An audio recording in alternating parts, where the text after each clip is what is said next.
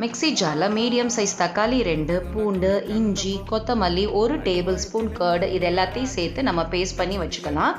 ஒரு கடாயில் ஆயில் சூடானதும் க்யூபாக கட் பண்ண ஆனியனை நல்லா வதக்கிடலாம். அது கூட க்யூபாக கட் பண்ண கேப்சிகம், டொமேட்டோ இது எல்லாத்தையும் கொஞ்சம் நேரம் வதக்கிட்டு ஒரு தனியாக பிளேட்டில் எடுத்து வச்சிடலாம். இப்போ அதே ஆயிலில் பட்டை, கிராம்பு, சீரகம், பொடியாக நறுக்குன வெங்காயம் இது எல்லாத்தையும் நல்லா வதக்கிட்டு நம்ம ஆல்ரெடி அரைச்ச பேஸ்ட்டை இது கூட சேர்த்து நல்லா பச்சை வாசனை போக வதக்கிடலாம். இப்போது இதில் காரத்துக்கு ஏற்ற மிளகாத்தூள், தனியாத்தூள், கரம் மசாலா தூள், உப்பு இதெல்லாம் சேர்த்து நல்லா வதக்கிட்டு தேவையான அளவு தண்ணி இதில் ஊற்றிட்டு மூடி போட்டு 8லேருந்து 10 நிமிஷம் ஹை ஃப்ளேமில் கொதிக்க வைங்க.